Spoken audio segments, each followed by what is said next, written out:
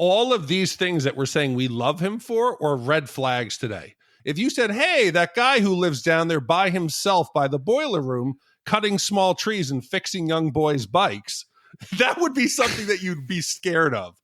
Encouraging boys to drink with him. Yes. Trying to dress them up in his clothes. Remember when we first met John McClane? Argyle picked him up from the plane and took him down the Nakatomi Tower at the Christmas party. And the terrorists were overzealous, but it was sweet when they killed Ellis. And with a little help from Alan, John McClane kicked ass. Welcome back to Chat the Movies, the podcast where we answer the question, were the movies we love and growing up really that good? Have you ever caught yourself thinking, man, why don't they make movies like they used to? Can you still remember spending your Friday night searching for the perfect movie rental at Blockbuster Video? Do you even remember what Blockbuster Video was? If you answered yes, and this is the podcast for you, I'm one of your three co-hosts, Roger Roper. And alongside me, sitting next to me, are my two co-hosts, Big D, Dick Hebert. Good evening. And Gene Danielson Lyons. You're the best friend I ever had. Oh. And each week, we take a look back in time and decide if our favorite films still hold up. Each week, the audience selects from 6 movie choices that we then break out our race car VHS tape rewinder and watch the movie that tallied the highest number of votes. At the end of each podcast, the three of us will provide you, the audience, with the number of wipes each movie would take to get off your respective butts. So thank you so much for listening. If you have not already, hit that subscribe button and share with a friend. It's how we help the podcast grow. You can also check out our sister podcast, Shat on TV, where we review television series such as Westworld, Taboo, American Gods, Game of Thrones, and True Detective. That being said, Big D, the summer of commissions is still happening, and this is the second part of a twin commission. What movie is the second part that we're going to be doing this episode? So this is the younger of the two brothers, Joshua. Adam told us on Twitter that he is the older one, and they must love each other because they picked good movies for each other. Last week we did Bad Boys from 1995, and this week it is one of my favorites and one of the most iconic 1980s movies, and it was on my Mount Rushmore of movies to do when we started this podcast. It is the epic 1984 coming-of-age karate masterpiece, The Karate Kid. Mount Shatmore, please. Mount Shatmore. No, this is the movie that's been on our radar since we launched the podcast. We kept getting emails, we kept getting tweets, we kept getting Facebook messages asking us when we were going to do Karate Kid. When were we finally going to put down and tell the story and review the story of Daniel-san and Mr. Miyagi? Tonight's the night. So if you are a Karate Kid fan, this is the episode for you. One thing that we do ask anytime we do get a commission is a letter so that we can get some background into why you chose this movie. Now, again, this was a brother commission. Josh sent in a letter, did he not, Gene? That's right, Raj. Josh wrote a beautiful letter for his brother's birthday. He says, "Greetings, Shat Gang. When my twin brother Adam proposed this idea to me, I knew instantly what movie I'd choose. For roughly more than 20 years, Adam and I, as well as our older brother John, were heavily involved in martial arts, primarily studying Japanese karate. Like many kids growing up in the 80s, our love of karate stemmed from the 1984 classic, The Karate Kid. While other kids and teenagers participated in team sports like baseball or football, my brothers and I spent countless evenings and weekends punching and kicking each other in the face for fun at home and in the dojo. Recently, I got to see The Karate Kid on the big screen for the first time in Chicago. That experience brought back some great memories. The movie is packed with many classic 80s movie tropes and is deservedly an 80s staple. Together, Ralph Macchio's Daniel and Pat Morita's Mr. Miyagi power what Roger Ebert called an exciting, sweet-tempered, heartwarming story with one of the most interesting friendships in a long time. I'm happy to see these characters get a recent resurgence in YouTube's Cobra Kai, even if the actual karate in that series is god-awful. For some people, The Karate Kid is just another classic 80s movie, but for me, it was the genesis for what would eventually become a huge part of my life for a very long time and ultimately brought my brothers and I closer together. As a result, I got a lifetime of great memories with my brothers by my side, and for that, I'll always be grateful. I give him a lot of shit, but over the years, Adam was the best training partner and friend I could have asked for. Happy belated birthday, buddy. Anyway, I can't wait to hear your guys' review. Keep up the great work, and remember, always sweep the leg. And that comes from Joshua. Josh, thanks so much. And Adam, thank you both so much. This was a treat. If you've never seen The Karate Kid, here's the format. We're gonna go through the entire plot, and we're gonna stop and we're gonna talk about it as we go. The Karate Kid is a 1984 American martial arts drama film written by Robert Mark Kamen and directed by John Avildsen. It is the first installment in the Karate Kid franchise and stars Ralph Macchio and Pat Morita, as well as Elizabeth Shue. The film follows Daniel LaRusso, a teenager taught karate by Mr. Miyagi to help defend himself and compete in a tournament against his bullies, one of which is the ex-boyfriend of his love interest, Allie. The Karate Kid was theatrically released in the United States on June 22nd, 1984, and the film received universal acclaim from critics, many of whom praised the action sequences, writing, storyline, acting performances, and music. The film was also a commercial success, grossing over $91 million worldwide, making it amongst the highest grossing films of 1984. The film is also notable for kickstarting the career of Macchio, as well as revitalizing the acting career of Morita, who was previously known mostly for comedic roles, and earned Morita a nomination for the Academy Award for Best Supporting Actor. The Karate Kid subsequently launched a media franchise and is often credited for popularizing karate in the United States. In fact, in 2018, as Joshua pointed out, a made-for-television series called Cobra Kai launched on YouTube TV. It's set 34 years after the events of the 1984 All-Valley Karate Tournament, as a down-and-out Johnny Lawrence seeks redemption by reopening the infamous Cobra Kai dojo, reigniting his rivalry with a now successful Daniel LaRusso. Before we dive into the review, we always ask the question, where were you? What are your memories of this movie? We'll start with you, Big D. So this came out in June of 84. That made me 10. And I can vividly remember watching this movie with my father in the Largemont movie theater. But looking back on it, when I started to reminisce, this was the only time in my entire life that my father took me to a movie alone. And watching the movie, I'm wondering if somehow my mother had told him, hey, you got to bond with Richard. You got to take him to the movie, go spend some time together. But I can vividly remember sitting in the theater with him, and when there was any romantic scenes or he was talking about, Daniel was talking about Allie, it really made me awkward. But thinking back now, I got to ask my father, why the hell didn't he take me to movies? And why did he all of a sudden choose to take me to this one? But it was a good experience. Wait, but do you think like she read a review like in Reader's Digest where she's like, movies for fathers to bond with children. Number 1, 1984, The Karate Kid. It might be, because he never did it. And then out of the blue to take me to a movie that's about bonding with a mentor and about the importance of a father, maybe. Do you think your dad was more like Kreese, or was he more like Mr. Miyagi? Oh, Kreese all the way, 100%. 100%. I mean, judging by the size of you, it might have just cost too much to take you to the movies. Right. Like, they would have been like, listen, the kid's gigantic. He's going to eat a shit ton of popcorn. He's going to eat like 2 hot dogs. Like, how big were you at age 10? Why are you shaming me? This is terrible. I'm not talking about your weight, you idiot. I'm talking about the size of your body. Oh, at 10? I don't know. I know. Well, the only thing I'll say is this. I grew so quick, like when I was 14, 15, that my legs hurt. I could feel them growing. I had aching pains in my lower and upper legs. It was the most painful, excruciating, like, summer of my life. I mean, it probably had something to do with your abusive father. Maybe. Might be. Sweet. No pain. No, strike first, strike hard, no mercy.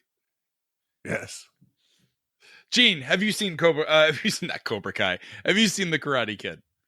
Too many times to count, man. So much like Joshua and his brothers, I was obsessed with martial arts movies as a kid. And my favorites were like Karate Kid 2. I saw American Ninjas 1 through 5. Oh, fuck yeah. I watched Enter the Dragon a billion times. And one of my favorites was Bloodsport. I don't know if you guys have seen Jean-Claude Van Damme's Bloodsport. Amazing. Classic. But they always seem to be like on TV or VHS. I feel like there were just fewer movies when we were kids. So it's just like, they just did the same shit over. But, as much as we're going to shit on the martial arts in this movie, it really did start this trend, this craze of karate in America. And I can directly credit The Karate Kid with why I started Taekwondo at age 8, and then went into Kempo, and then went into Wing Chun, and then went into Krav Maga and BJJ and boxing and Muay Thai. like 3 decades of my life, much like Josh's, were fucking ruined by this movie. Thousands of dollars wasted learning martial arts. And I guess that makes it like the most expensive movie I ever watched. Thanks a lot, Ralph Macchio. Yeah, this was a movie, again, I remember vividly, like you, Gene, always being on HBO at my grandparents' house. My grandparents' house had HBO growing up, so a lot of summers were spent with them watching The Karate Kid. I, too, was inspired to join Taekwondo, where I got up to green belt. But I was too young to go see it in theaters, so this was always something that I saw on television. And for as much as I did love this movie, and this was part of our childhood, and I did see Karate Kid 2, I don't think I ever saw the Karate Kid 3. I know Karate Kid 2, they go to Okinawa. What is Karate Kid 3? Karate Kid 3 was with the girl, right? No, that's the next Karate Kid. 2, he's punching the blocks of ice. Yeah, he's doing the little toy. I don't remember which. There's a Karate Kid 3, guys, right in. But also, like, similar to you, Big D, my stepfather, who's half Chinese, he was really into martial art movies, and that was the way that we bonded. We would watch every martial arts movie, regardless of who. Jean-Claude Van Damme was like a huge one. So regardless of the rating, we watched dumb Steven Seagal movies. But he also introduced me to Bruce Lee. Like, Bruce Lee, for him growing up, was like the epitome. It's what got him into judo.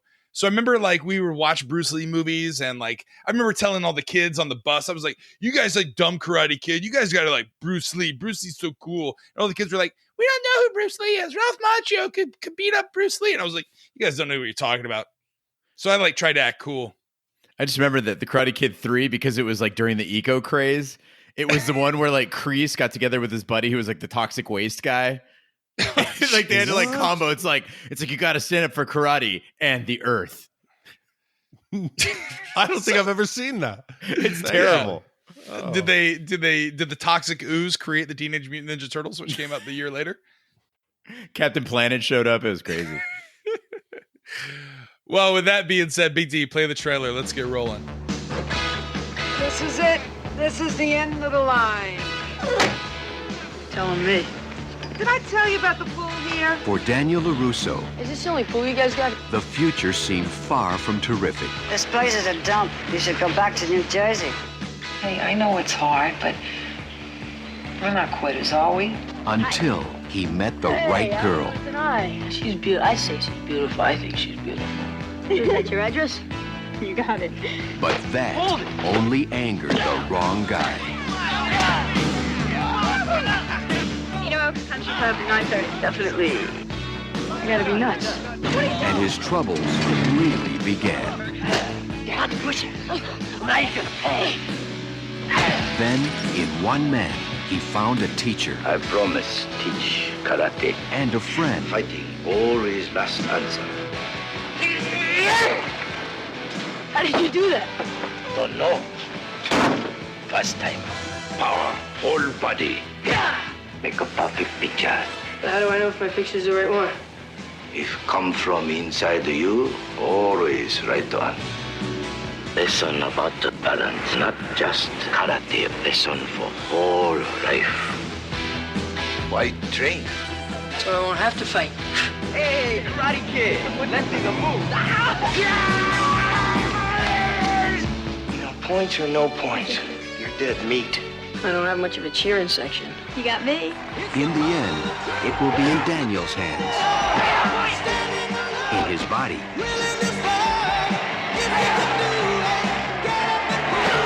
and most of all, in his mind. Concentrate, focus, power. Remember balance. No mercy. Columbia Pictures presents The Karate Kid. Hey, what kind of belt do you have? Canvas. You like? J.C. Penney, $3.98. Daniel LaRusso moves with his mother, Lucille, from Newark, New Jersey to Reseda, Los Angeles, California. Their apartment's handyman is an eccentric but kindly and humble Okinawan immigrant named Mr. Miyagi. Daniel befriends Ali Mills, a high school cheerleader, which draws the attention of her arrogant ex-boyfriend, Johnny Lawrence, a skilled practitioner and top student of the Cobra Kai dojo, where he studies an unethical and vicious form of karate. So, Raj, like during the opening montage, there's this score that's just like loud horns and shit. And it's like horrendous, predictable. They're like, oh, it's in Arizona. It's like, you know, and like in the Midwest, it's like, and so I'm like, what fucking douche nozzle B-list composer wrote this shit? And then as I'm asking it during the Arizona part, it's like music by Bill Conti. I'm like, Bill fucking Conti? Like, Bill Conti is an anthem genius. He did the music for Rocky and the James Bond movie For Your Eyes Only. He did the music for Dynasty. You guys remember Dynasty, the soap opera? And he also did the astronaut movie, The Right Stuff, which actually won an Academy Award for Best Original Score. Like, he must have watched this movie and been like, fuck this, and just pounded something out. No. He is proud of this. I happened to watch, because I got the iTunes version that has all the extras. They did a 15-minute interview where Bill Conti talked to you about his rationale for these scenes. He called that his epic journey across the country. He started out epic journey. Yes, he's the thing is, I don't even remember this cold open. Do you remember this cold open being in the movie at all? No. And they're moving from Newark, New Jersey. Like, we live 5 hours from LA right now in Phoenix. So you would think if they're going to do a journey across America with Bill Conti orchestrating, that there would be a little bit more Midwest shots. And, you know, early on, it's like 4 seconds here, 4 seconds here. When it gets to the vistas of the Sonoran Desert and the Utah landscape, it's like 6 minutes straight of that dong dong dong dong dong dong dong dong dong. Dude, beyond that, you have a broken down station wagon. That's all your stuff. One car with the stuff. Sell your shit, sell the car, and just fly. Why are you taking a broken station wagon cross country and then just using B-roll with no actors in it with the voiceovers? Push the car, Danny. Now we're cooking. Ahoy! No, fuck sell the car. Better question is, why is she going cross country to get a waitressing job? It's a computer job. Yeah, she was gonna get a computer job. Let's dive into Lucille as a mother to begin with. Okay, I don't know where you got the computer part. I somehow missed that.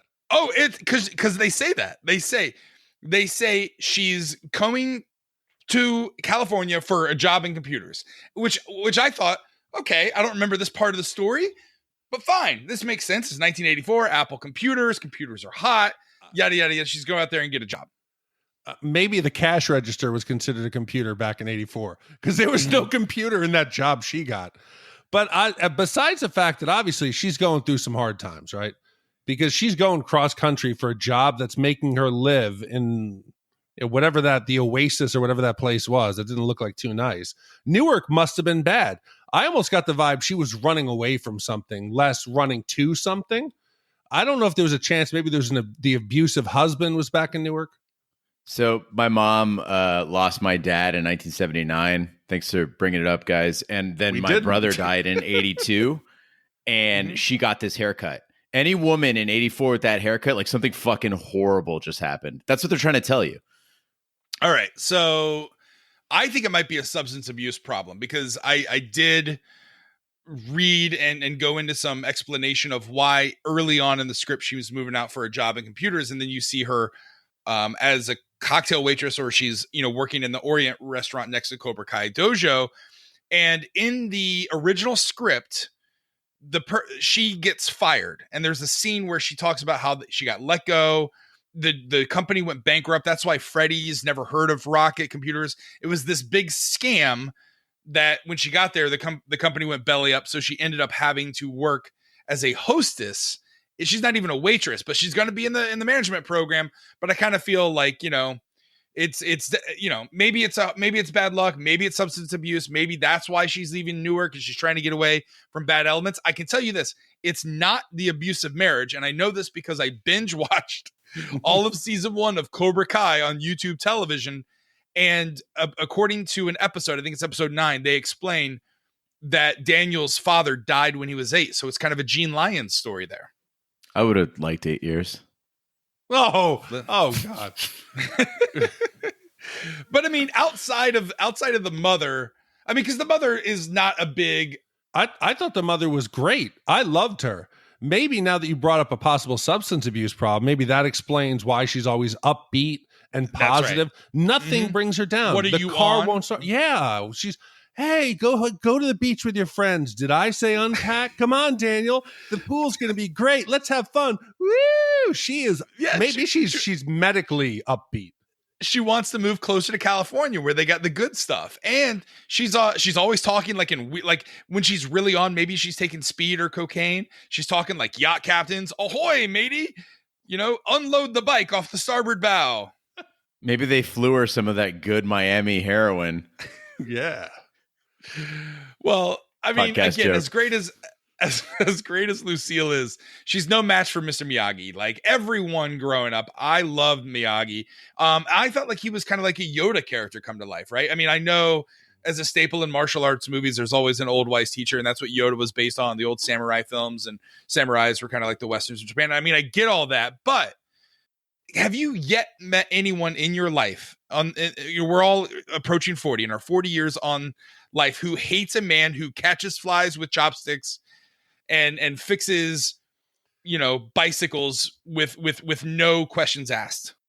I hate to be fucking pessimistic 2019 Big D, but all of these things that we're saying we love him for are red flags today. If you said, hey, that guy who lives down there by himself by the boiler room, cutting small trees and fixing young boys' bikes, that would be something that you'd be scared of.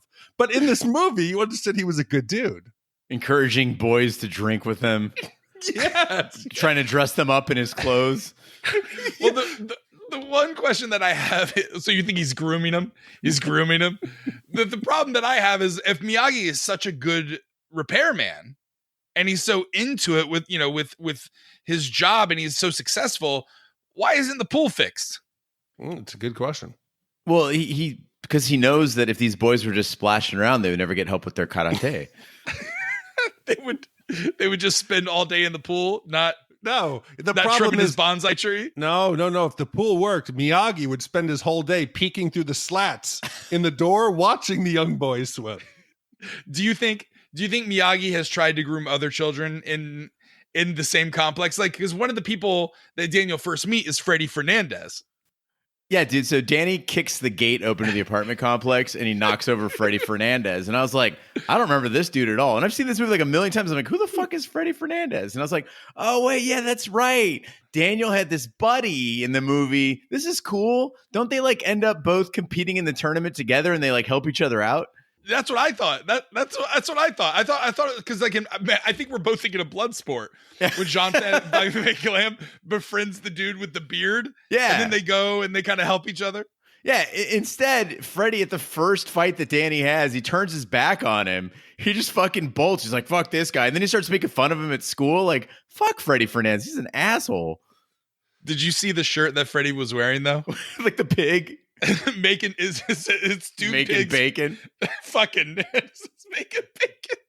Yeah, but I always remembered that Daniel, you felt bad for him. He was hapless. Nobody befriended him. He was alone. Daniel starts off, he's got Freddie. He's got everything going for him. He invites him to the beach party. And I've never been to California. I have to go soon. It's been one of the places I always want to go. But the beaches always interest me. We talked about in like the Lost Boys, how it seems there's a bonfire like every 30 feet. There's people on dirt bikes. And in here, they weren't playing soccer. It looked like they were just like doing a soccer marathon where they were running with each other with the ball. And then they would stop and circle up and the camera would just see them like they were kicking each other in the shins. What is this? Spoiler alert, that's soccer. That's how soccer's played. It's just a bunch of people running up and down. But there's goals. And they turn around and run back. Yeah, I mean, in beach soccer, Gene and I have played beach soccer in California before. You set up a couple stakes or whatever, and you kick the ball through those, and you're tired in about 4 minutes because beach soccer is one of the most difficult things to do. Big D, when next time you go down to Brazil, tell your wife, say, "Woman, take me to the favelas." And then she will show you. That's how they do it in Brazil, too. They just kick the ball down the street for hours. Yeah. Well, the amount of soccer in this movie is bananas. Like, the only sport that's being featured outside of karate is soccer. Like, I feel like this was the movie that Hollywood was like, you know what kids are going to be doing after they watch this? They're going to be going to dojos and hitting the pitch in their kits. And everyone's going to be playing soccer. Yeah, this was during, like, the first decade of Americans saying, sport of the future. It's going to be soccer. It's going to be huge, kids. Someday. But Ralph Macchio's juggling skills, what'd you think? He's like, I felt like Ralph Macchio juggling soccer was the same thing as if you go back and you watch Tom Cruise in Cocktail, where you're like, oh man, the first time you watch Cocktail as a kid, you're like, look at these, I want to be a bartender. Look at all those cool things that he's doing. And then you bartend and you watch that movie and you're like, oh my God, he's only doing like a one-hand flip. Like anyone can do that. They're terrible. Ralph Macchio's like, oh yeah, here, look, I can't do a Brooklyn accent. Look at me. Look at me, Mia. He's from Jersey. Or what's her name? Her name's Allie. Allie. What is Ali. How does Ali with an I? He's like, look at this. I can juggle here. One, two, one. Now you go. And Elizabeth Shue is a far better athlete than Ralph Macchio. She nails it the first time, right out the gate. Yeah, you got to remember the YMCA soccer classes in Newark. They're really not that good. Not that great. No. Well, Johnny and his Cobra Kai gang continually bully Daniel, savagely beating him up on Halloween until Mr. Miyagi intervenes and single-handedly defeats him with ease. Amazed, Daniel asks Mr. Miyagi to teach him karate. Miyagi declines, but agrees to bring Daniel to the Cobra Kai dojo to resolve the conflict. There they meet with the sensei John Kreese, an ex-Special Forces Vietnam veteran who callously dismisses the peace offering. Miyagi then convinces Daniel to enter the All-Valley Karate Championships, where he can compete with Johnny and the other Cobra Kai students on equal terms, and requests the bullying to cease while Daniel trains. Yeah, so at this point, we've seen enough screen time of Macchio where I'm like, you know what? This guy's got something. He's special as an actor. He's a very good young actor. I like Daniel LaRusso's charm. When he's talking about Allie, like at the restaurant after his mom leaves the table, he's like, I guess, she's beautiful. I'd say she's beautiful. His personality is infectious, much like a Stallone in Rocky. Like, I'm like, oh, I really like him. And I'm thinking, fuck those kids in the Sandlot. Ralph Macchio is a much better child actor than any of the kids in the Sandlot. And I looked it up. I'm like, how old was he during this movie? 22 years old. Yeah. He was 22. Yeah. Elizabeth Shue was 21. Like, these are all adults. It's ridiculous. Could you imagine? Because I thought like you. I was like, wow, how old was Ralph Macchio when he made this movie? Because he looks like a prepubescent boy. And I don't mean to make light of this, but like, poor Ralph Macchio probably has some stories that he can tell about Hollywood in the 80s, just targeting him because he looked very young, young beyond his years. Meanwhile, Elizabeth Shue looks like she is in her late 20s. It was like an uncomfortable romance between them two. And Elizabeth Shue, very attractive, very good actress and all that kind of stuff. But like, didn't you get the sense that Elizabeth Shue was kind of robbing the cradle there? Because again, Ralph Macchio looks like he's 9. It doesn't help that she's dressed like Anne from Arrested Development. Like, she just got like just baggy stuff on. It's, oh God, the 80s were terrible. But I like the way Elizabeth Shue runs. I don't know. Like, when she like runs away, I'm weirdly attracted to this. I don't know why. I don't know if that gave you guys any things to not say to women you're attracted to. I like the way you run. The way you See, but why is Allie attracted to him? She should see red flags everywhere. When she's trying to get to know him, he'll just lash out in anger. I started to like rethink everything I thought I knew about the Karate Kid, because Daniel causes most of the initial conflict, right? When he's on the beach, he tries to get involved. Johnny isn't really threatening anyone. He's just saying, I want to talk. He comes over, basically charges Johnny. Johnny steps out of the way twice, causing Daniel to fall. That embarrasses him. So then he tries to come up and punch Johnny. He causes that fight. The first day in school, he's trying out for soccer. The guy trips him. Guess what, buddy? That's part of the game. He starts a fight there. Then at the dance, Allie finally says, come outside. Let's go outside together. Does he take a chance to like go out with the girl he's attracted to? He goes into the bathroom and decides to fuck with Johnny and put the hose over and spray him. He's inciting violence each step of the way. And there's a great video I'll link to. I posted on Twitter today where somebody delves into it deeper, the psychology of it and whether or not Daniel was a psychopath. But I think there's more to it than Daniel just being a victim. Again, I don't want to be a spoiler here, but they address this in Cobra Kai, the web series on YouTube television. And they do like an entire episode of where they see it from Johnny's angle and from Daniel's angle. And Johnny's angle is exactly what you just pointed out. However, I think that Allie is attracted to guys who put on that persona, right? Who act tough, who stand up for themselves, who are a little bit brash and all that kind of stuff. I think she's kind of attracted to that. And also maybe she's just into, the new guy. There was always, you guys went to high school, right? You guys went to public high school. There were always girls that anytime there was a new guy in school, they had to date. Was there that in your schools that you both went to? I didn't really talk to girls in high school. I don't know. I don't remember. The 70s were a long time ago. well, all right. And then also, in the real script, in the original script, included 2 additional confrontations between Daniel and Johnny, which were eventually cut from the film. The first of which took place in the school cafeteria, just as Daniel has bought lunch for Allie. Seeing them about to take the seat, Johnny hurries over and places a piece of blueberry pie underneath Daniel's seat, and Daniel sits on it, and then everyone laughs, and so he takes the pie and he shoves it across Johnny's shirt, and so there's chaos that ensues.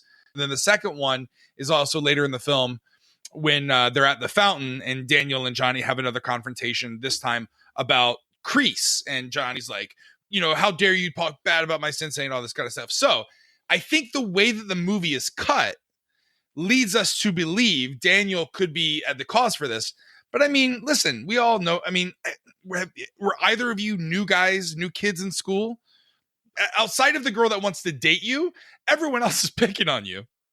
Yeah, I went to 6 different elementary schools and until I went to junior high. And then I got expelled from high school, so I had to go to another high school. So it was shit all the time. Wait a minute, what? What did you get expelled for? I took a machete to student council summer camp. Why? And that's when I learned not to trust cops. The cops were like, hey, we heard you got a machete. And I was like, no. And then they're like, well, if you just give it to us, you won't get in trouble. They lied. But could it have been that you were Iranian? Because Iranians with machetes, they're scarier than other people with machetes. I'd be more scared of a Brazilian with a machete than an Iranian with a machete. I'd be more afraid of a Brazilian with a ham. Anything they've got. I'm like, fuck that. I'm out of here. Yeah, but Roger, the answer to that is they must have cut that blueberry scene, because you can't have 2 pants, food, comedic. Hey, let's mock the Daniel. Oh, with the spaghetti later on. Yeah, you can't have him strip and fall, and he's got spaghetti and tomato sauce, and he's slipping on the floor, and then do a blueberry pants scene. Was Daniel wearing white jeans in school that day too? I was inclined to agree with you, Big D, but then I thought about it. No, that would be an improvement. This would be a better movie for the blueberry scene. Be like, look at all this food, Danny. What if every thing that he got into was around food? Food attacks. Just everything is a food fight. But here's what I don't understand. So Johnny is harassing Daniel, and Daniel tried to fight. He got his butt kicked, and so now he's just trying to steer clear of him. But then when the Halloween dance comes up, he's talking to Miyagi. They're cutting bonsai together. He's wearing is it a bonsai headband? What do they call the headband? A bandana? No, it's not a bandana. It's something. Anyway, it doesn't matter. Anyway, he's saying, I want to be invisible. But then he chooses the loudest, largest costume to go into the dance. And Allie immediately notices that it's Daniel. If you were in a situation like this, maybe you go in the chicken costume, putting eggs on people before you dress up as a giant shower. Roger, how about you just wear a mask? Yeah, okay, that's good too. Instead, you wear a giant fucking shower curtain and shower head, which did look great. Miyagi whipped that thing up in no time to make it to the dance. But everybody would have to be wondering, hey, who's in the shower? Let's go check who's in the shower. That's right. I want to talk to the guy in the shower. Yeah, I want to talk to the guy in the shower. So I was watching this movie with one of my friends, and she was like, I went into the shower with someone once, and I was like, what? She's like, yeah, one Halloween, there was a street party, and someone was dressed as the shower. And I went in there and made out with him. I was like, are you for real? I bet those things are magnets. I bet people guaranteed. Do you think Miyagi, because if you notice when they're talking about it behind the pumpkins, you see all the stuff behind it, right? Do you think Miyagi has used that before? And he's like, hey, Where's that shower? Daniel-san, where's the shower costume I make you? I'm not sure, but I'll tell you that in 2007, my confessional booth costume did not go over well at all. Oh, wait a minute. What? No, I mean, it's a joke. Got it. No, I was going to say, we were together in 2017. So I was amazed that none of the cast had any kind of martial arts training. None of them. And I thought they looked, hey, come on. They looked passable, especially in the competition. They looked decent. Now, I don't know what I'm doing because I'm not an expert, but to me, they looked passable. It looked better than, unless you have Van Damme or those guys, they're pretty good. But this looked great for some young actors out there fighting. And I just found myself wondering, because Gene, he does his BJJ and his Krav Maga, and he's out there training and getting his belts. He's getting all of his belts and he's learning to fight. Gene, number one, I want to ask is, if you go into a new dojo, you're going to go find a new guy to give you some BJJ. Do you go look for a sensei that is like this? And how do you think this was? Was this realistic? If the Cobra Kai guys jumped you after you doused them with water, could you have handled 5 of those guys with your BJJ? I mean, well, no. Okay, so first of all, there's sport BJJ and street jujitsu, but you don't want it with 5 guys because you got to get on the ground. I mean, you're going to be on the ground. That's not a good situation to be on when there's 5 dudes. I feel like Krav Maga is jujitsu that you do with your cowboy boots on. That's right. But Krav Maga, for people who don't know, it's like it's Israeli self-defense. It was really developed in the 30s and then kind of evolved from there as the martial arts style of choice for the Israeli Defense Forces. But one of the things that they teach you in any practical martial art is like consider the numbers and the environment. So in any situation I get in, as soon as it starts to escalate, I'm looking for exits. And Danny does like pretty much all the wrong things. Like you're in a shower, so you can't really move that fast. You know that these guys have kicked your ass before. What do? You know that they outnumber you 5-1. You go put a fucking hose in the bathroom stall and then try to run away in your shower costume. He doesn't even try to get rid of the shower costume first. He's running the shower costume. In your Krav Maga studio, does Don't Mess with the Zohan always play in the background? It's constantly. They have, and it's they put it on like an old CRT TV though. That's like mounted on one of those old school mounts. So they're not going flat screen with that. I feel like Krav Maga is like hipster jujitsu. What? No, it's hipster jujitsu. No, but if you listen to the way Gene describes Krav Maga, it sounds like running away. That's what it is. He says, I'm always looking for an exit. Yeah. I want to try to find a way to get out. It sounds like it's just running away, that there is no confrontation. No, but it's battle against you when you're outnumbered. That's really what it is, right? Like you're outnumbered or it's close combat.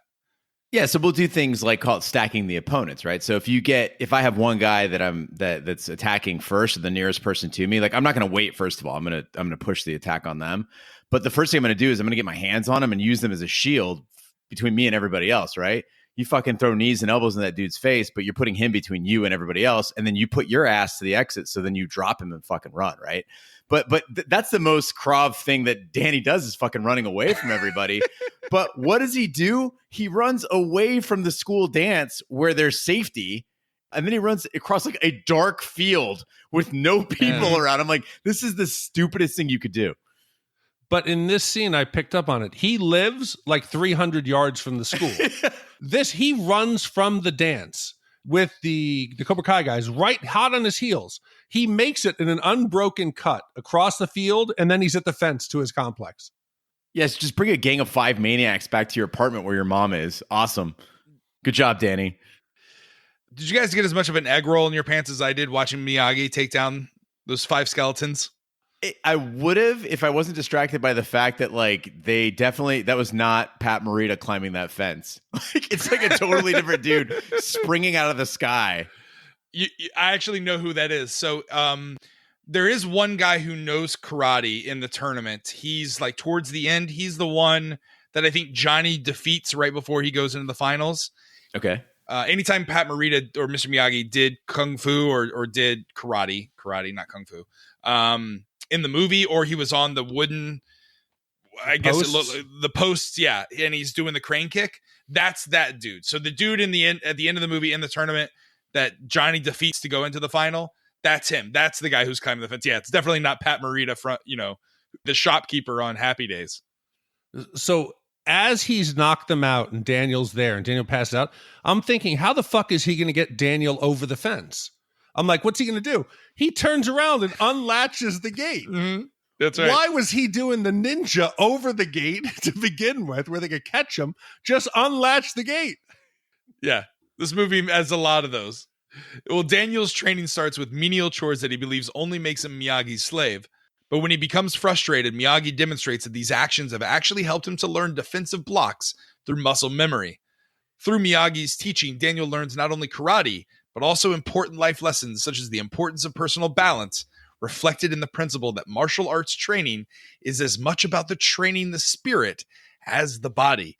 Daniel applies the life lessons that Miyagi has taught him to strengthen his relationship with Ali, and on Daniel's birthday, Miyagi presents him with a karate gi for the tournament and his own car as birthday gifts. So guys, I loved that magical moment when you realize that these common tasks that Danny was doing, the sanding, the waxing, the painting, actually translated in martial arts skills. Like, I've seen this movie a million times, and it's very inventive. It's very clever. I like that they turn the movie a little bit in that way. But for all of you out there listening who've ever done martial arts or been in a fight, blocking attacks is notoriously difficult. Even for like a trained martial artist, you might block the first one, but you're getting fucking hit.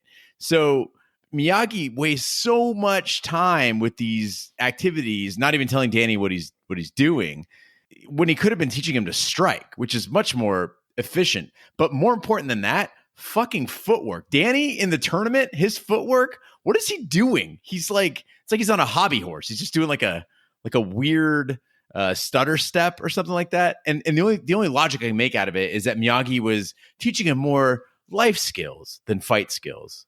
This is really bad training. Yeah, Miyagi figured he was going to get his ass kicked, so he might as well prepare him for the day after getting his ass kicked. Daniel, there is balance. After you get your ass kicked, life gets better. He's trying to balance it out. But I like the way, like you said, the training. He's trying to find out, is Daniel worth training? Is he dedicated to it? Is he going to put in the time? And I got to give Daniel credit. When I saw that big ass fence and he goes, now do the other side, I would have been like, I'm fucking out. I don't care. I'll go take karate classes somewhere else. You're not doing this to me because I'm doing nothing but painting your house. I'm your slave. And without Miyagi there to watch his technique, Daniel is half-assing every move. When he's like waxing the front of the car, he's going up, down, left, right. He's switching hands. He is not sticking to the teachings. So I don't know. I can picture at the end when he's like, Daniel, prepare. Show me wax on. And then Miyagi just punches him in the face because Daniel's move sucks. Yeah. Well, like, again, my stepfather and my mother remarried when I was like 6 years old. And I remember at a very early age having to do chores. And then I watched this movie and I thought, oh, maybe my half Chinese stepfather is just trying to teach me the principles of karate through muscle memory. And like when I go and I sign up for Taekwondo, all these teachings of all the hours that I spend in the yard, mowing, weeding, and laying down sod, all these movements will build up and I'll be a natural. I'm here to tell you that's not the case. That doesn't work in real life. All the house chores that I did, the pulling avocados in the summer down in Homestead, Florida. Nope, you're just pulling avocados. You're not learning anything. There's no wise balancing of life that I learned from my Chinese grandfather. Nothing other than how to trick a chubby 8-year-old into working in the Grove all day on the promise of a mango milkshake, which is closed by the time you get there. I think you learn the most important lesson of all, though, which is not all Asians know martial arts.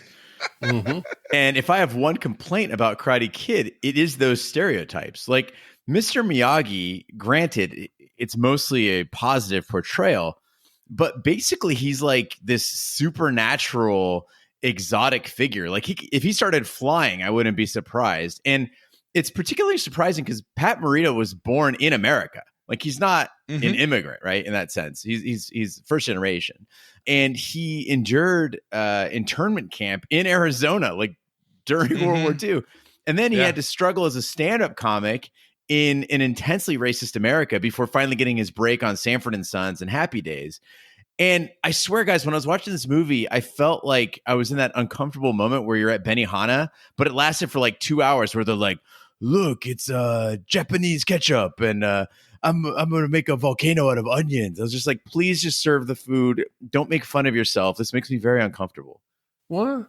Yeah. And it's weird because the movie tries to paint it in a respectful light, but then if you look at the history of the movie, originally Morita was the first choice of the director, but the producer, Jerry Weintraub, felt that audiences would not take him seriously if Mr. Miyagi had an American accent.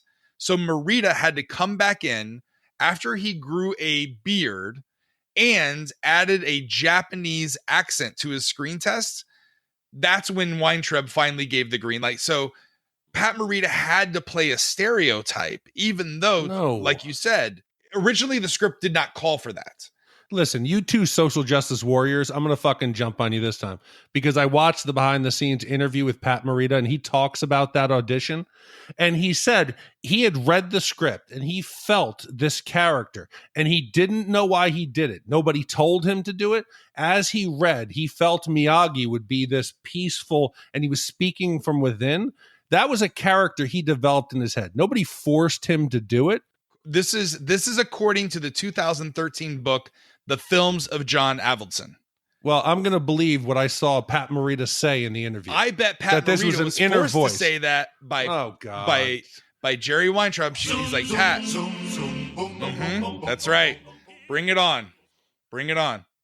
Yeah, but like the one thing like I completely forgot, you talk about stereotypes, was ancient Okinawa Japanese hand heel. It's like when Yoda does the Force and lifts up the X-Wing from the swamp of Dagobah. Yeah. It's absolutely ridiculous. They're attributing anything they want to this character. And again, people dismiss it because they're like, oh, well, that's not prejudice in the sense that it's a positive trait. But this is the same as being like Asians are good at math or like, whatever. Like it would be like if there was a movie about my life and every time I showed up on screen, they played that like Middle Eastern like flute, and I was like wearing a turban all the time and like and you were eating like falafel and I had a genie and a lamp. Like wait. Who said this was some ancient Japanese secret technique? He never says what it is. Maybe maybe he was a fucking chiropractor. Maybe all he's doing is massaging the muscle. He didn't pull out some herbs and make a potion and there was a big flash of light and then he started rubbing it on him. No, maybe he's just a fucking chiropractor. Maybe he also What Asian movies are you watching? I don't know. Maybe he's making some fucking spell. You guys are making it sound like he is this stereotypical, like they were trying to embarrass him. He was a prideful man, and I didn't even remember his tragic past. No, this was good. As it started to come on, when Daniel goes over there and he finds Miyagi drunk, I'm like, shit, I don't remember this. And Miyagi is drinking, and we learn that it's his wedding anniversary with his wife. And then his wife died from complications in childbirth because no doctor showed up in an internment camp. That as Miyagi was off in World War II fighting with the 442nd Regiment, which he got a Medal of Honor for in World War II, his wife was in a Japanese internment camp, okay? This is the shit that The Sandlot missed when we talked about it. That The Sandlot, when they go in and find the James Earl Jones character who's a black ball player who's blinded, and they had an opportunity to use that as a teaching instrument to talk about the Negro Leagues and the segregation of baseball. Here, it humanizes Miyagi. It made me I was like, holy shit, this backstory. It taught a lot. And for you guys to think that like they're doing this slapstick, stereotypical Japanese Far East mystical. No. I think they were showing the Japanese character great respect. I think what we're suggesting, Gene, feel free to correct me if I'm wrong, but I think what we're saying is like there were stereotypical things that Miyagi had to do by the producers, like talking in a Japanese accent, even though Pat Morita is American. Like he could have spoken without a Japanese heavy accent, which would have made it better in this scene. I had to turn on the subtitles to hear him say, Sajin Miyagi, reporting to kill mini Jame. befriends. Like he does it in such. I can't believe you're laughing at that scene. I'm not laughing at that scene. I saw you were laughing, Big D. What I'm saying is, I'm laughing at him. What I'm saying is that to us felt unneeded. Now, it was still done in a respectful way, and the scene is very, if you know the history and what they're trying to say here, it's an interesting scene that it's in a movie like The Karate Kid. I agree with you, but I think what Gene and I are saying is they didn't have to do these mystical hand thing and where he's Yoda and is over the top. You know who else liked this performance? The Academy Awards. I'm sure they had many voting Japanese members in 1984. That's right. At the tournament, Daniel surprises everyone by reaching the semifinals. Johnny advances to the finals, scoring 3 unanswered points against Daryl Vidal. That's the character who is Pat Morita's stunt double. Kreese instructs his second best student, Bobby Brown, one of his more compassionate students. Sorry, Bobby Brown, compassionate. With the least vicious of Daniel's tormentors to disable Daniel with an illegal attack to the knee. Bobby reluctantly does so, severely injuring Daniel and getting disqualified in the process. Daniel is taken to the locker room with the physician determining that he cannot continue, but Daniel believes that if he does not, his tormentors will have gotten the best of him.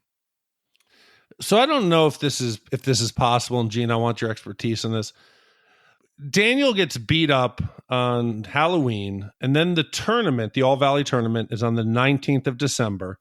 Is it possible that he could have, he did some training in the YMCA, he had studied in a manual, but do you think in that short a period of time, could he have actually competed in some tournament? I think that he could effectively defend himself in 55 days. Big D, you've had military training. It's amazing what you can do if you really compress that training and are dedicated to it. But this is basically like a points tournament where you got to strike very precisely to the head or to the body, only above the belt. It seems highly unlikely that these other guys who are training solely to do that would lose to Danny. But again, if we can believe that Miyagi can cure people with his hands and Danny can catch a fly with chopsticks, I think the message of the movie is that this karate kid, is an above average individual. Yeah, well, anything is possible. Well, and then if you look at it, he can't be going to school for these 55 days because it's only 7 weekends. And I honestly, I think this All Valley competition might be a money grab because it looks totally unorganized. Like they're tricked in the beginning when they allow Allie to come through because she's like, oh, I'm his interpreter. Because they're like, no, only coaches and participants pass this way. And so they go into this whole act. And then they get past them, and then there's all these people on the floor, and you're like, well, this doesn't make any sense whatsoever. Did you also pick up on the fat Cobra Kai? Yeah. The one who gets like just a roundhouse kick and he goes down? How come we don't learn about that guy? Why are you body shaming him in Big D? I'm not. He obviously sucked. He was the first Cobra Kai to go down. He was husky. But this is this is like one of the more famous montages where it's hard not to, as a white male in America today, over the age of 30, listen to this song, You're the Best Around. This song is fucking great. Are you kidding me? This was originally written for Rocky 3. But instead they went with Survivor's Eye of the Tiger. This song makes you want to get up and better yourself. It made me want to go outside and start doing something, like take up parkour, maybe go try to do a fucking Iron Man, try to do something. This song motivated me. This was a great song. Yeah, I like a song with a compliment, but also a caveat. It's like, you're the best around, like in this valley, right. But, I found myself, Raj, you mentioned Bobby Brown. I kind of felt for these Cobra Kai kids. Like, there is a persistent message in this movie that they're impressionable youth being indoctrinated into like a militant cult. And even Mr. Miyagi says, he's like, there's no bad students, only bad instructors. And the students do what the instructor says. But Bobby does this thing where he like dives to the ground, like apologizes for crippling Daniel. And I wanted to just hug the poor kid. The exception to that Cobra Kai rule, though, is that guy Dutch. Like, he was like a certified sadistic asshole. Like, something was wrong with that guy. Yeah. Well, Bobby was dollar store Luke Skywalker, right? Like all of his mannerisms, but I'll be disqualified. But you promised that I'd go to the academy this summer. That's how I feel. But Bobby is the guy who trips Danny early on in the movie when they're playing soccer in the tournament. Why is Bobby? I didn't even know Bobby was that good of a guy. It made no sense to me watching this why he was like, I'm sorry, Daniel. He made me do it. I'm sorry, Daniel. Well, when he did that illegal tackle in soccer on Daniel too, he was told to do it. Like Johnny told him to do it. And he didn't really want to do it. And then he got his fucking ass kicked for it, which was awesome. So I want to kind of twist the question you guys had about his magical abilities to heal. I want to question the morality of it. Daniel's obviously suffered a major knee injury, right? He's probably torn an ACL, something he's going to need surgery. Is it morally corrupt for Miyagi to keep his student in the tournament knowing that he's injured and should not be fighting? Shouldn't he have said no as the adult in the room?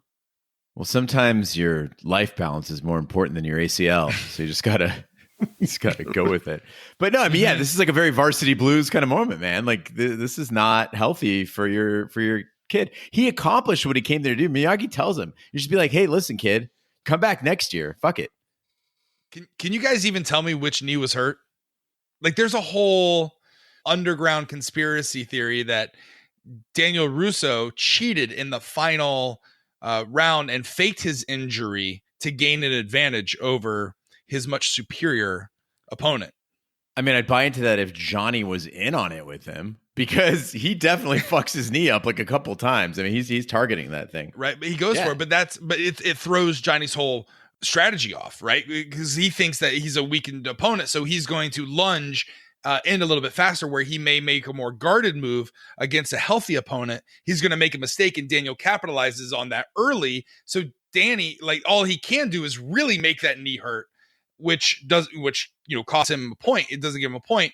And then there's the crane kick. But if you look at the movements, I guess it's just because I'm an idiot and I look at these things now, but like you can't tell which knee, like Ralph Macchio keeps forgetting which knee's supposed to be injured. So he keeps going back to his left one. Listeners, if you're at home thinking that this sounds like the movie has exciting action in it, I'm here to tell you that these fight scenes are, contrary to what Big D said, not very good. It's amazing how action has evolved from 84 until now. And I think our society right now has become much more in tune with the violence of martial arts and kind of the evolution there. And a lot of people bag on UFC for creating like this hyper violent and like bro-tastic culture around Monster Energy drinks and martial arts. But I'm a big fan of MMA in general. And I go to a lot of like Muay Thai tournaments, Brazilian Jiu-Jitsu tournaments, boxing matches, like MMA events. And it's amazing to me that I think I've gone to so many that when I'm watching these fights, I'm like, that's it. Like they tap him once and the round is like, okay, break it up. You punched him once in the ribs. He's done. I felt it was very sanitized. And I just was kind of like, I don't know. I'd be pissed if I was competing in a tournament where like a single shot was enough to score a point and 3 punches and you're out. It's way too fast. These rounds were like over in a heartbeat. Yeah. It's like a 15-minute tournament. Well, the match is halted when Daniel uses a scissor leg technique to trip Johnny, delivering a blow to the back of the head and giving Johnny a nosebleed. Kreese directs Johnny to sweep Daniel's injured leg, an unethical move. Johnny looks horrified at the order, but reluctantly agrees, and as the match resumes, Johnny seizes Daniel's leg and delivers a vicious blow, causing further damage. Daniel, standing with difficulty, assumes the crane stance, a technique he observed Mr. Miyagi performing on a beach. As Johnny lunges towards Daniel, he jumps and delivers a front kick to Johnny's face, winning the tournament. And Johnny, having gained newfound respect for his nemesis, presents the trophy to Daniel as Daniel is carried off by an enthusiastic crowd. End movie. So, Raj, you say end movie, and if I have any complaints about this movie, it's that it crawls along leisurely for the first 2 acts. And I'm not complaining about it. Like, I enjoyed it. It's over 2 hours. The tournament is like over in a flash. Like I would have liked something more akin to Bloodsport, where the movie involves more fighters and like cool tricks. And man, once Danny wins, they wrap that shit up fast. Like everybody was ready to go home. They're like, close up on Mr. Miyagi. He smiles. Done. Roll credits. Yeah. That's right. Oh, and then all of a sudden it's like, oh, here's his mom. Here's people that you recognize from the first act of the movie, right? Oh, look who it is. Conveniently there to hoist up Danny and be his friend again. It's that goddamn Benedict Arnold of Reseda, fucking Freddie Fernandez. He's back now all of a sudden. Oh, Danny, great job. In fact, like all these fucking people, the whole town shows up on Danny's side out of nowhere. Like, where the fuck were they the last couple months when he was struggling? But Gene, when you say that the movie comes to an end right after Daniel wins the tournament, it is like 3 seconds. Daniel wins, they lift him up, the credits roll. It's like Rocky. I would have bet my life that the movie ended with Miyagi in the parking lot right after the tournament. Kreese comes out, he's berating his students. He challenges Miyagi, and then Miyagi does that bullfighting thing where he steps aside, and Kreese, who's supposed to be a trained sensei, punches 2 car windows. I'm like, holy shit, is that an Avenger type ending to the movie? Like it's going to be an after credit ending? I sat there all the way to the credits ended. It was not in this movie. I had a false memory that was how this movie ended, but I learned that scene was the original ending. Mm-hmm. And instead they cut it and put it to the very beginning of Karate Kid 2. I think it would have been a better ending because it was so abrupt, but man, that shit, you could have at least stretched it out. They tried to go slow-mo, but still you could tell there was an abrupt cut. Yeah, well, not only is it in the opening sequence of the Karate Kid 2, but it's also in the novelization of the film. You guys ever get the novelization of these of 80s movies as a kid and read them? I was that big of a nerd. I would always my mom would always bring me home the novel. And then we could see the movie after I read the book. There were also like the weird cassette tapes that like went along with movies sometimes. Mm-hmm. And I don't know what the fuck that, like I've listened to some of them that my brother left behind. And I was just like, what the fuck was the point of this? Like, it's not entertaining on its own and it doesn't help you understand the movie. A lot of times they came along with a book. So you would read you would have I was an only child. So these were my friends. You would have a book next to a set of cassette tapes and it would be like He-Man. And like you would follow along with the book and like it would help you. I guess it would help kids read maybe. I don't know. I can see a lot of lonely days where Roger's sitting in his room listening to these tapes. Oh, those were the best days, guys. You just some alone time in your room when you're not out, training for Taekwondo in the yard. The irony of this is that Shat the Movies is that cassette tape. People watch the movie and then they're like, let me listen to this piece of shit. Why did we even make these? But Gene, I want to end this with another, question of your expertise. Miyagi says that the crane technique, if it's done correct, there's no defense. So now Daniel was never actually taught the crane technique. He just watched Miyagi do it from a distance in silhouette. He trains on his own.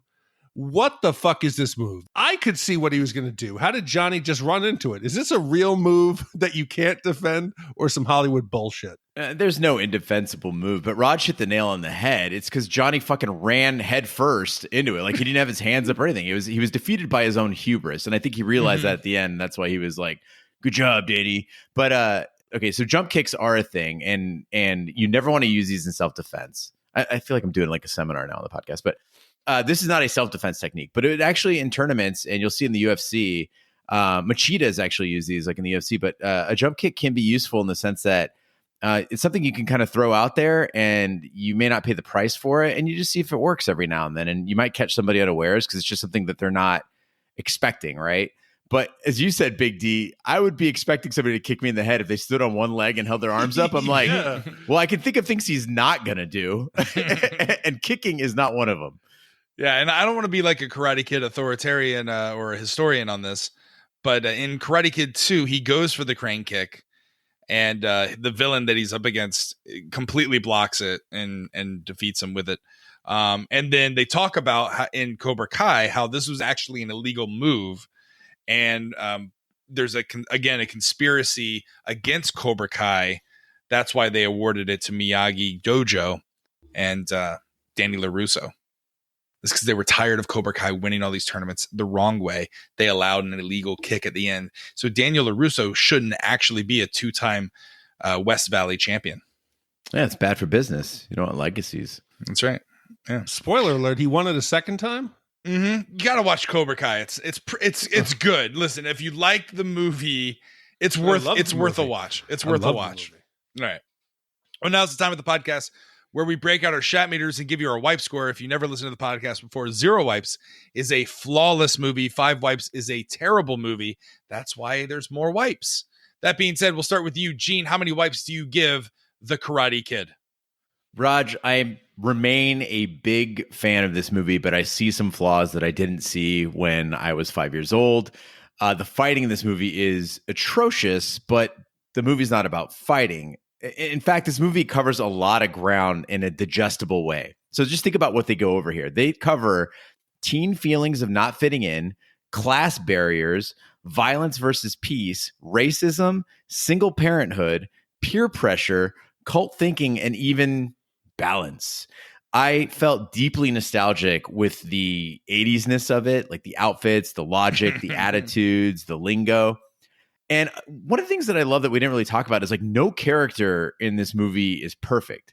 It's like Miyagi's like this heavy drinker and a recluse and kind of a creep. Daniel had this mean streak and was mischievous, and his mom was, whether on drugs or not, definitely oblivious to his life and very absent.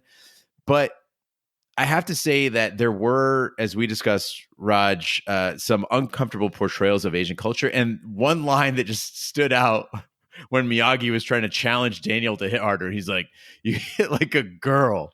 You hit like a girl." I train with women. They hit hard. That was a bullshit line. I fucking hate that this shit was just so commonly done in 80s movies. And the fact that as a kid, I just accepted it. So for me, all that together, it is still a fantastic movie. Short of perfect, I say it's one wipe. Wow. That's interesting. I agree with you in that it's very nostalgic. This movie has more nostalgia than the Goonies did. That being said, if you take off the nostalgic glasses and answer the question, which is what this podcast I think was designed to do, which was is this movie as good as we remember it? I'd say, if I had to answer honestly, it's an average 80s movie. There's a lot of those 80 movies tropes. They're done well. There's a lot of messaging in the movie like you did, but like some of the music is really bad outside of You're the Best Around and Bananarama that does Cruel Summer? Yeah, it's so good. Yeah. Yeah, those are the only two good songs. The rest of the montage songs are really bad. They're over the top. They're like cheesy 80s music. If you like that kind of thing, I guess this is okay. But the action isn't that great. And this movie isn't that great. It's an average 80s movie. The story is basically a teenage strip mall Rocky. That's what it is. It's a California 1980s strip mall Rocky. For me, it's 2.5 wipes, which is an average movie. Which leaves you, Big D. How many wipes do you give Karate Kid? This is without a doubt a 0 wipe movie. At its heart, this is not about karate. It's about Daniel and Miyagi. It's the relationship, and it seemed genuine. It seemed earned. Daniel's searching for a father. Miyagi is mourning and looking for the son he never had and lost. I thought the casting, the acting, the dialogue was perfect. I think the script managed to accurately capture the way high schoolers talk. I thought Miyagi, you guys thought was stereotypical. I thought his words of wisdom never seemed cheesy. They seemed good. The fighting and the competition, as someone who's not trained, it seemed competent and compelling. And the ending still managed to give me goosebumps. Adding in there today, watching it, you always ask, did it stand up? The backstory of Miyagi gave some extra layers to it. Daniel seemed vulnerable and damaged. And Gene, you hit it on the head. Nobody in the movie was perfect. Everybody was human and flawed. And at no point did I roll my eyes. I think it was as good, if not even better than I did as a kid. And I think calling it a teenage Rocky is not an insult. They had the same directors, and I think that has the same DNA. To me, there's almost nothing better 80s than this movie. I think this is a 0 wipe for me. So if you took 0 wipes, 2.5, and 1 divided by 3, Gene, what does that give our combined Shat score? Raj, the combined Shat score for the Karate Kid is 1.6 repeating, a very respectable score. And Big D, if we were to compare that against all the movies we've done here on the podcast, where does that rank amongst the best? Man, when I see like 1.66 repeating, I'm thinking it's going to be way up there at the top. Out of 119 movies we've done, the score of 1.66 now puts this tied in the 42 spot with Gremlins, Planes, Trains, and Automobiles, War Games, and The Natural. Yeah, I mean, that feels right. Yeah, that's exactly right, where it needs to be. Yep. The system works. We don't have time, unfortunately, to do shout outs because we're trying to pack as many episodes in 1 week. So we'll do that on the next episode. But Big D, what is the movie that we're doing next So, Roger, this is a commission coming up that should make you very happy because I know you're a fan of this movie. I'm Catholic. And this was commissioned by John Yu. And it's a story about two fallen angels who are rejected from paradise who find themselves banned in Wisconsin. They are now headed for New Jersey, where they find a loophole that can help them get back into heaven. The only catch is that it will destroy humanity. A group band together to stop them. It was commissioned by John Yu. It was released in November of 1999, and the screenplay and directed by Kevin Smith. This is a movie that I think you should enjoy, Roger, because this is something you tried to get us to do a while ago.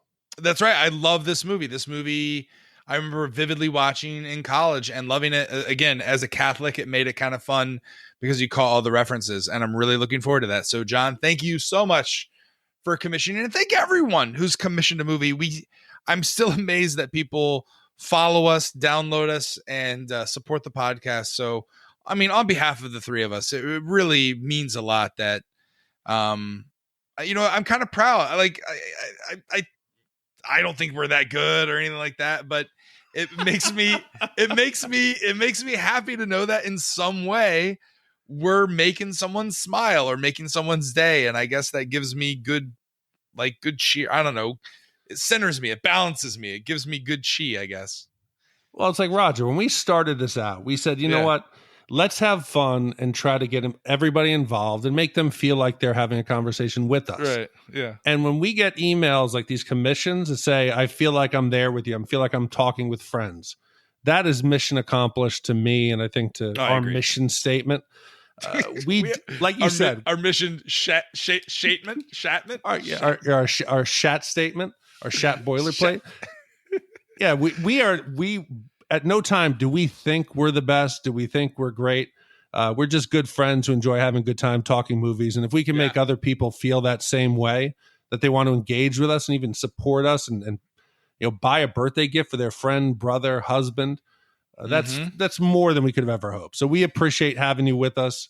Speaking of birthdays, someone's birthday is this week. When as we're recording, it's going to be Big D. It's going to be your birthday. My birthday is exactly 1 week later, and you're going to fly out here to Arizona and spend the weekend with us.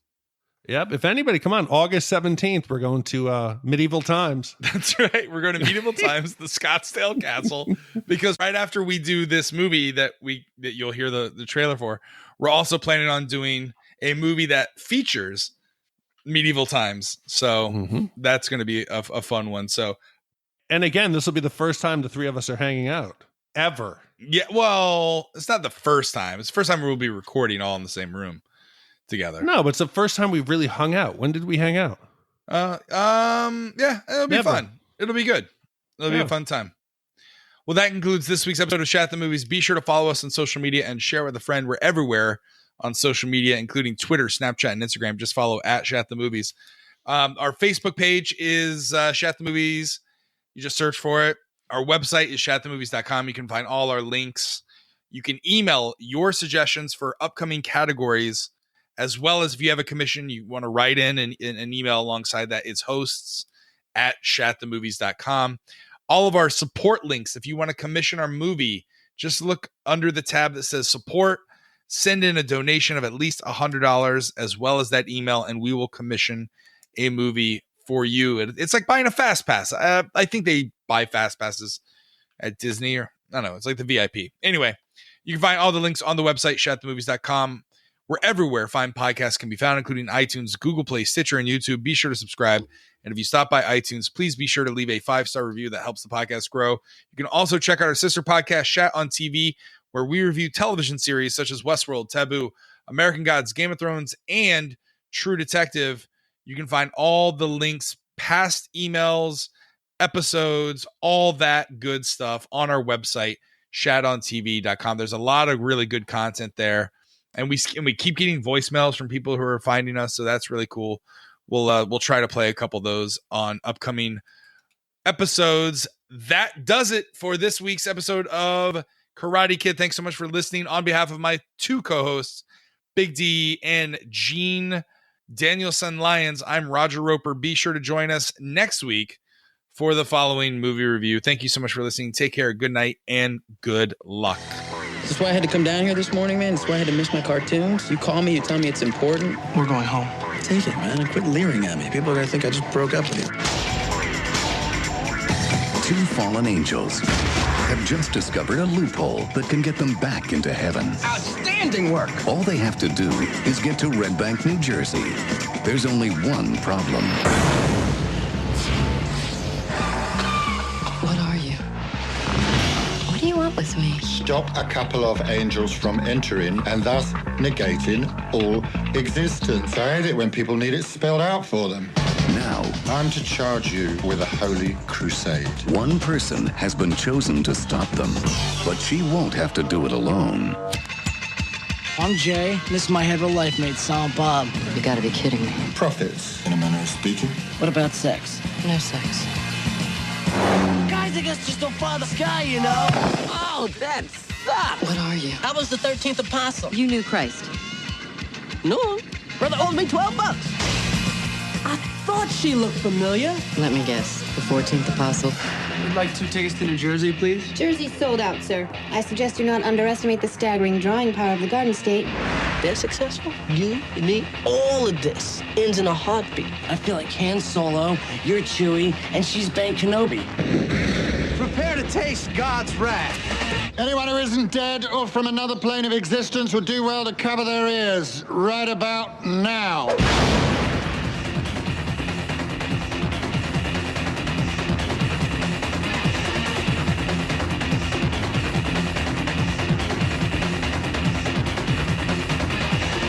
The whole world's against us, dude. I swear to God.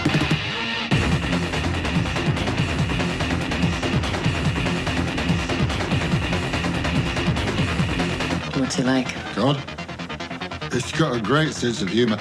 Take sex, for example. Sex is a joke in heaven. The way I understand it is mostly a joke down here, too. Get it?